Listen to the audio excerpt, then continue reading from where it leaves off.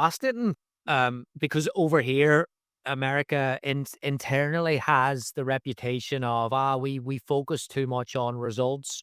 Well, actually, what you're saying there almost is, but we don't focus on consequences. So what you're saying there is the consequence of losing, putting coaches under a bit of pressure there would actually help us.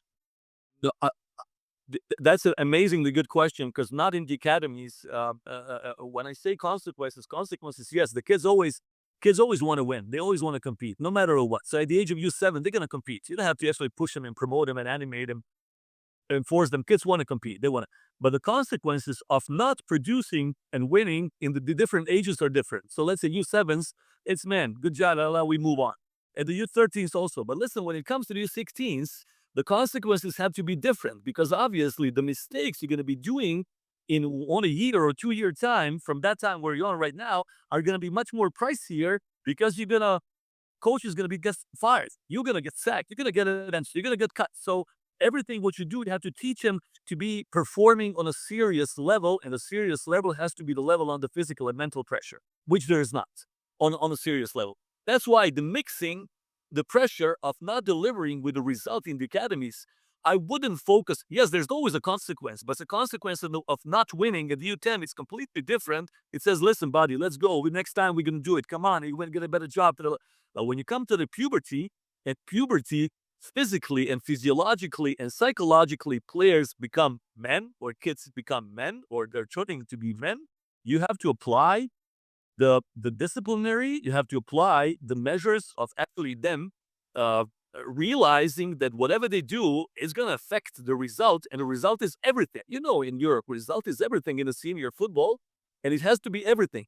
I'm not speaking about the result in U19s. I'm speaking about the result in the senior football. So senior football has to be a reward for you to promote and get there with everything you have done because you're mentally strong enough to actually being able to cope with these things at that level, if you know what I'm trying to say. So is the academies competing and then making all these rewards, medal, plaques, photos, McDonald's, as I say, at the age of 10, because the guy thinks that he has done it, because he doesn't know that at the age of 10, still a long way to go and train to actually make something seriously, which is not U10, which is not even U15, which is not even U19. It's senior football. And they would want to try to, they finished all their goals. And so many medals, so many schools, so many championships, so many, team, and the guy's fed up with all this, and he doesn't have a technical quality because he was competing too much to achieve those goals instead of actually working on a technical level and using and applying them when it matters, but as a senior football overall.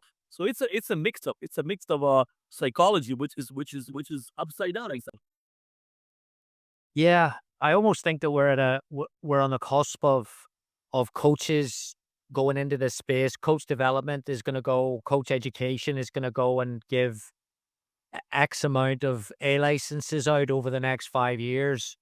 And all of a sudden, what you're saying there is we probably don't have enough awareness about getting that call to yourself to say, I've got a talent over here. But in relation to the environment and the technique and the world, it's not the talent. So we need to be working harder at trying to develop or work on that talent. Is that what you're saying? Well, talent, obvious. You cannot. It's hard to invent talent. Talent is there or it's not there. Talent is talent. Talent is born. So as we work with the talents to find the talent, first of all, and I'm sure if 400 million or 350 million people in the country, there's 100% much more talent than in one Croatia. 100%. Not 10 times more talent in the United States than Croatia. But again, in Croatia, we have a density, we have a lucky situation that everybody's just behind the corner, and these kids train and work together. They're not exposed to the big things yet, because I'm not going to say there's a hunger. There's not a hunger per se, if you know what I mean. But there's a need, there's a passion, there's a talented passion, and also there is a reward of being promoted competitively. If you actually achieve a goal, you're going to go on.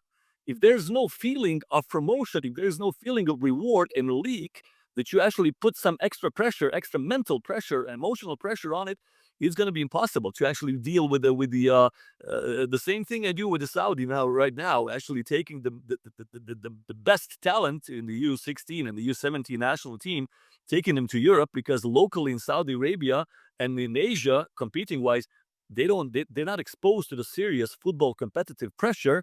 And here we play against giants of the football development, and on a weekly base, they feel the pressure, and by actually adapting to the environment of the competition, they take a level there and raise their level of the quality, which is the point overall. And then when we come back to Asia, we're going to be 100% dominating, surely to the extent which hopefully will be sufficient enough for us to make it something big, especially in the light of Saudi Arabia hosting the World Cup in 2034, and that is the investment in the kids, investment in the team on the long run. US was always. I mean, I'm a half US. I have a green card holder. I go there.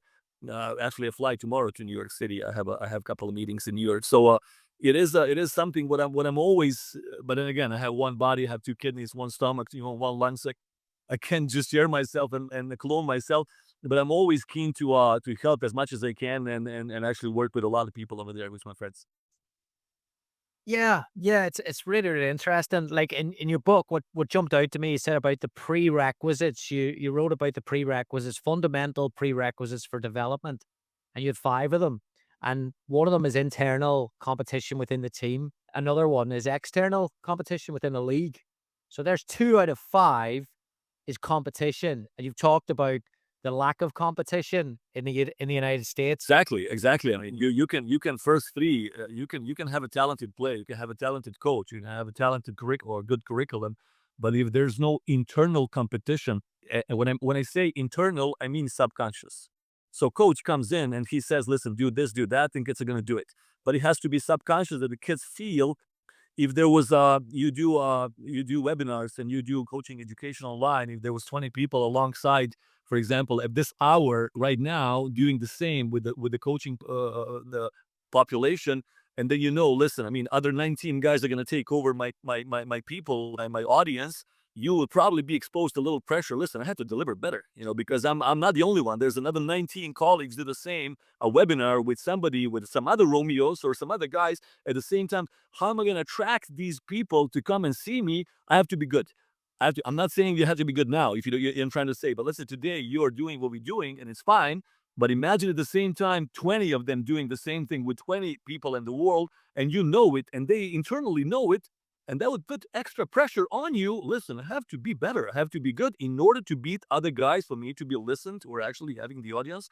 If you know what I'm trying to say. So the same thing, good coach is going to do good thing with the player, but if the players feel there's another 20 little lions next to them fighting, the kids just subconsciously adapt and they want to get better. And imagine doing this every day, and imagine doing this every week and every month and every year. It just subconsciously gets an extra value of the training, which coach cannot per se only do. And also, other than that, external competition, which these guys compete with the similar guys, making it also subconsciously confronted each other. That is something what you cannot describe. Australia has a big problem with that. US has a big problem with that. Competition is a huge component. And again, I know I have millions of friends, academies, United States, and yes, there's finals, there's regionals, there's nationals, and every once in a while. But it has to be 45 strong games for the age group U15. It has to be 50, 55 strong games for the age of U17. It has to be 60, 65 games for the age group U19, and there's not. There's maybe five of them or seven of them, if there is, depending on the quality where you're at. First of all, lack of internal quality competition, and then lack of external competition overall. So everything we do or you do or we overall in this football over there, until we fix those subconscious, when I say subconscious facts that you cannot control, it just come by itself. You actually put the quality all together. The quality altogether being put together is by itself is going to create internal competition in between the cells. Which other than that, it will not. So it's gonna be if those strategical, I call them strategical decisions, are not going to be met and done, and then based on the strategical ones, the operational ones, it's going to happen that because of the numbers, because of 350 million people, there's always going to be enough good talent. This talent is probably going to sooner or later go to Europe. And this talent in Europe is probably going to be sufficiently enough to have some kind of a national team altogether being put. But is this national team going to be dominating the world? Not 100%.